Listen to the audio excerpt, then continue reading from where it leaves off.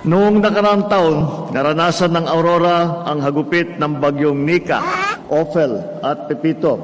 Naapektuhan dito ay 150 barangay, mahigit 100,000 Pilipino. Lahat ng pinagdadaanan ngayon dahil ang nagiging problema ay talaga hindi lamang na mas mabigat ang bagsak ng ulan ngayon, kung hindi ay hindi na sumusunod sa dating schedule ng bagyo.